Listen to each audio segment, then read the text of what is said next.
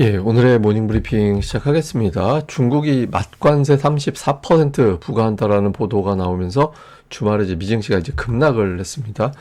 그리고 이제 트럼프를 비롯해서 주요 관리들은 정책을 고수하겠다 이런 입장을 밝히고 있는데 미국 내에서 지금 반발이 나타나고 있죠. 그래서 이런 부분들 때문에 주초에 어떤 변화가 생길 가능성 이런 점도 시장에서는 좀 제기가 되고 있고요. 우리 증시는 정치 변수가 제거가 됐잖아요. 그러고 나서 첫 번째 주간 이 상황에서 금융시장의 어떤 흐름, 특히 이제 주식시장의 어떤 수급이 변화가 생기는지 좀 봐야 될 것 같고요. 그리고 삼성전자가 이럴 때 또 역할을 해주는 게 되게 중요하거든요. 잠정 실적 발표 앞두고 있는 상태에서 외국인 투자자들의 어떤 수급에 좀 변화가 생기는지 오늘장에서 중점적으로 봐야겠습니다. 우선 주말에 미증시는 워낙 많이 빠져서 뭐 지수 뭐 6% 정도 빠진 거잖아요. 업종 지수 전부 다 대부분 다 이제 급락을 하는 그런 상황이었고, 그러니까 중국이 이제 미국산 수입 품목에 대해서 관세 부과한다고 해버렸고, 그리고 이제 트럼프는 여기다 대고 뭐 정책 변하지 않을 거야, 중국이 더 힘들 걸 이런 이야기 하고 있는 상태고, 여기에 이제 또 파월이 뭔가 좀 막아주지 않을까라는 기대가 있었는데 정책 서둘지 않겠다. 그러니까 시장에서는 내심 지금 금리 좀 내려줬으면, 그러니까 이런 어떤 생각을 했거든요. 근데 이제 파월은 가만히 있겠다 그러고, 다음에 관료들, 뭐 예를 들어서 재무장관, 뭐 상무장관 이런 사람들은 뭐 나몰라라 또는 최근에 증시 하락은 정책이 아니라 딥시크 때문에 빠진 거야. 그러니까 이런 이야기 하고 있거든요. 예, 그리고 또 미국 내에서는 좀 반발하는 목소리들도 나오고 있습니다. 뭐 캘리포니아 주지사가 저게 실제로 실행이 가능한 건지는 모르겠는데 정부와 무관하게 우리는 자유무역 할 거다. 그러니까 이런 취지로 이야기를 했거든요. 근데 이게 가능하지 않다라는 분석들도 많이 있습니다. 근데 어쨌든 이런 것도 있고 또 미국 내에서 반 트럼프 시위도 많이 벌어지고 있잖아요. 그래서 뭐 지표가 어떻게 나왔다 아니면은 미국 뭐 경제 전망이 어떻다 이거 다 지금 무시되고 지금 온통 다 관세가 블랙홀이 돼서 이슈를 다 집어삼키고 있고 투자자들이 굉장히 불안해하는 그런 상황이 주말에 좀 많이 만들어졌죠. 근데 이제 주말에 나온 몇 가지 흥미로운 뉴스들이 좀 있었어요. 제가 이제 텔레그램으로 보내드렸던 뉴스잖아요. 그러니까 빌 에크먼의 어떤 기사를 보면 이 사람이 이제 자기 SNS에 이제 올린 거를 보면 트럼프가 관세 시행을 연기하는 발표를 해도 놀라지 않을 거다. 그래서 월요일에 미국 경제 역사에 가장 흥미로운 날 중 하나가 될 거다. 근데 이 사람이 어떤 정보를 가지고 있는지는 알 수는 없는데 어쨌든 뭔가 좀 변화가 생길 것 같다. 그러니까 이런 식으로 이야기를 했거든요. 이 사람 트럼프 지지했던 사람이잖아요. 굉장히 유명한 어떤 헤지펀드 운영하는 사람이고, 그래서 뭔가 정보가 있거나 아니면 이제 이 사람은 또 그렇게 자기가 베팅을 그쪽으로 해놓으면 그 베팅에 맞게끔 유도하는 어떤 글을 많이 쓰기도 하거든요. 그래서 어쨌든 뭐 이런 식의 어떤 기사가 나온 게 있었고, 그다음에 또 한 가지는 트럼프가 또 좀 쫄려 있다. 이런 것들을 읽을 수 있는 게 SNS에 버핏이 자신의 정책을 지지한다라는 어떤 영상이 있는데 그 영상을 올렸는데 버크셔 해서웨이 측에서 가짜뉴스다. 우린 그런 거 지지한 적 없어. 이렇게 해명을 했거든요. 그러니까 검증되지 않은 어떤 동영상을 자기 SNS에 올리면서 버핏도 나를 지지해. 뭐 이런 식으로 올렸다. 이건 굉장히 뭔가 좀 쫄려 있다는 의미가 되거든요. 그래서 트럼프가 조금 쫄려 있는 것 같다. 그리고 특히 이게 저는 우리나라에서만 보도가 된다고 생각을 했어요. 그러니까 미국 전역에서 막 반 트럼프 시위가 나왔다고 해서 에이 우리나라가 뭐 보도를 저렇게 하나 보지 뭐 생각을 했는데 제가 이제 무슨 전쟁 나는 거 해외 쪽에서 전쟁 나고 할 때 보려고 가입한 해외 텔레그램 채널이 있는데 거기서 이거 어제 계속 하루 종일 저 시위에 대해서 보도를 하더라고요. 그래서 좀 반 트럼프 시위, 저거에 미국 정부에서는 좀 심상치 않게 받아들일 가능성이 있거든요. 그래서 이런 점이 어떤 변화를 좀 불러올 거냐, 아니면 트럼프는 또 뭐 멘탈이 워낙 강하고 자신의 어떤 주장이 옳다라고 또 신념이 굉장히 강한 사람이라서 그럼에도 불구하고 더 푸시를 해버리면 시장이 더 무너질 가능성이 있죠. 그러니까 근데 이게 빌 에크먼의 어떤 주장에 의하면 월요일이라고 했으니까 저게 미국 시장 월요일 개장전을 이야기하는 것 같거든요. 그래서 우리 시간으로 이제 오늘 밤에 어떤 변화가 생기는지 그때 가서 좀 확인이 되지 않을까. 또는 이제 뭐 장중에 어떤 이거는 트럼프 입에서 변화가 된다라는 말이 공식적으로 나와야 돼요. 그러니까 뭐 장중에 또 어제 밤에 나온 이야기 이런 것들보다는 이제 트럼프 입에서 뭐가 나오는지를 좀 잘 살펴봐야 될 것 같습니다. 근데 어쨌든 큰 사고 쳐놨죠. 그러니까 불과 이틀 사이에 시가총액이 5조 4천억 달러. 그러니까 트럼프가 관세 부과해서 벌어들인다라는 돈이 7조 달러인데 그 돈이 그냥 이틀 동안 사라져 버렸어요. 그리고 미증시 하락하는 각도를 보세요. 그러니까 미증시 하락하는 각도가 저 정도 떨어진 거는 최근 들어서는 미국과 중국의 무역전쟁 벌어졌던 2018년도, 그 다음에 코로나 터졌던 2020년 3월, 그때 말고는 저런 각도로 떨어진 적이 없었어요. 그러니까 정말 경기 침체가 돼버리거나 그렇게 될 것이다라고 거의 뭐 확실시되는 이런 어떤 공포감을 가질 때, 그럴 때나 빠지는 각도가 나왔거든요. 그래서 지금 뭐 트럼프의 어떤 정책이 미국 사람들의 부를 엄청나게 이제 줄여버렸다. 그러니까 이게 이제 욕을 많이 먹을 수밖에 없는 상황이, 실제로 보면 트럼프가 정치적인 지지율은 되게 높아요.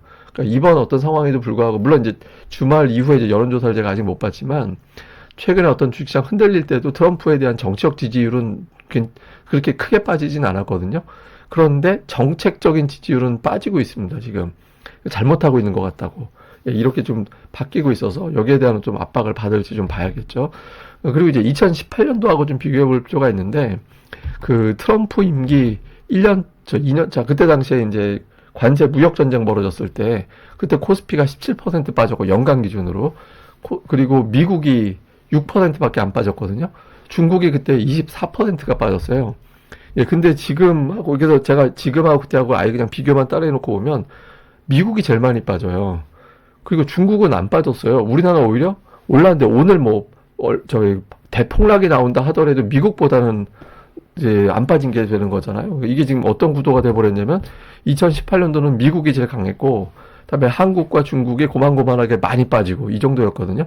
근데 올해 같은 경우는 한국과 중국 증시는 괜찮은데 미국만 박살이 나는. 그래서 아마 그러니까 중국이 그런 자신감에 미국을 좀 흔들려고 주말에 그런 관세 정책을 만든 것 같아요. 그렇게 주식시장 급락시킬 만한 재료를 던져놓으면 미국 내 여론이 안 좋아지고, 그렇게 되면 관세를 후퇴하지 않을까? 근데 중국 증시는 저런 상황에도 불구하고 우리는 경기 부양하니 증시 안 빠질 거니까, 그러니까 이런 자신감이 좀 있었던 것 같거든요. 그래서 지금 판만 놓고 보면, 길게 보면 관세 부상 대상 국가들이 많이 깨질 수밖에 없는 상황이긴 한데, 그러니까 초반에서는 미국의 타격도 만만치 않아서 이게 어떤 계기가 될 수도 있겠다, 이렇게 보는 시각도 일부에서는 제기를 하고 있습니다.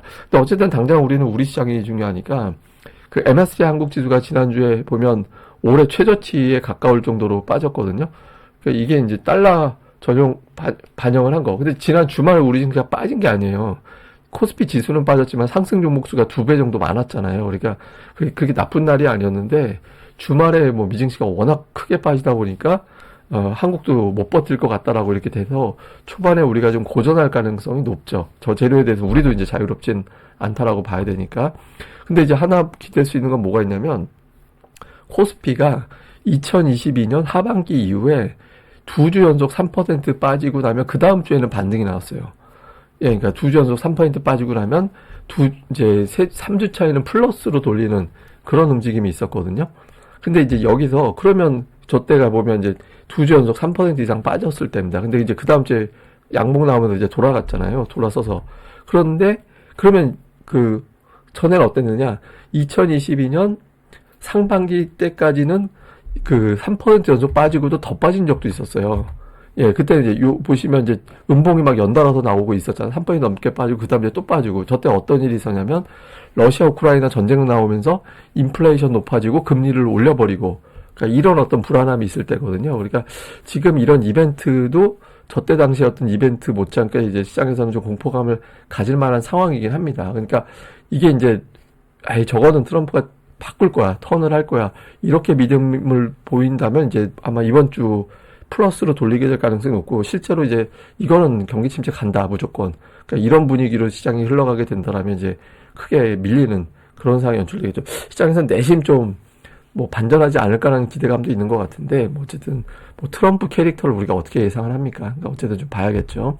자, 그리고 또 하나는 뭐냐면 그 코스피 PBR입니다. 그러니까 PBR은 자산, 그러니까 뭐 자산 가치 대비 뭐 얼마나 되느냐 이걸 따지는 건데, 제가 이걸 갑자기 왜 보여드리냐면, 지난 주말 기준으로 코스피 PBR은 0.86이었어요.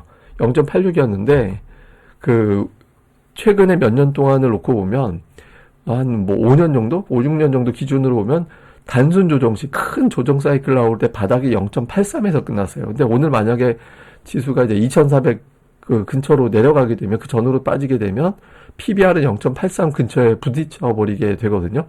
예, 그러면 그게 바닥이 돼요. 우리나라 일반적인 경우는. 근데 그게 아니라, 경기 침체로 가버린다. 이래버리면 0.7 밑으로 갑니다. 코로나 때나 이제 금융위기 때나 이럴 때 저 아래까지 내려간 적이 있었죠. 그러니까 시장에서 그냥 센 조정, 엄청나게 센 조정 사이클 정도로 본다라면 오늘 아침에 만약에 2400 전후로 혹시라도 이번에 밀리게 되면 거기서 아주 강한 반격이 시작이 돼야 돼요. 이제 그렇지 않고 거기를 밑으로 더 구경하러 내려가게 돼요. 종가 기준으로 특히 이렇게 돼버리면 이제 침체로 가게 되는 거죠. 그러니까 시장이 이걸로 그냥 조정 끝내는 거냐, 바닥을 보인 거냐 아니냐라는 거는 아마 제가 보기에는 이제 오늘 종가 쪽 코스피가 양봉을 내는지 이런 걸 보면서 가늠을 1차적으로 할 수 있을 것 같다. 이렇게 봐야 될 것 같습니다. 특히 이제 수급에서 저는 정말 요번에 공매도 재개한 타이밍이 너무 안 좋았던 것 같아요. 그러니까 이게 보시면 뭐 그걸 알아서 하지는 않았겠지만 외국인들이 매수하다가 갑자기 매도로 돌아섰잖아요. 저 선으로 근 날짜부터가 공매도가 재개된 날이거든요. 그러니까 외국인들이 하루 전부터 공매도 시작했잖아요. 그러니까 하루 전에 아마 미리 당겨서 공매도하는 방법이 있다고 저는 알고 있는데 그 정확하지 않은 거니까. 하여간 외국인들의 매도는 공매도였다. 상당 부분 공매도 비중이 있다. 저는 60% 이상 공매도라고 생각하거든요. 외국인들 매도에. 근데 이게 이제 공매도라는 건 마냥 포지션 계속 가져갈 수는 없잖아. 누군가한테 빌려온 거니까. 그래서 청산을 해야 되거든요. 그래서 오늘 같은 날 이게 이제 공매도 청산이 오후장에서 나오게 되는지 이거는 그런 분위기가 되려면 그동안에 많이 누적돼 있던 선물을 돌리게 될 겁니다. 그래서 선물에서 먼저 돌리고 공매도 청산이 되고 이런 어떤 움직임이 나오게 되는지 좀 봐야 될 것 같습니다.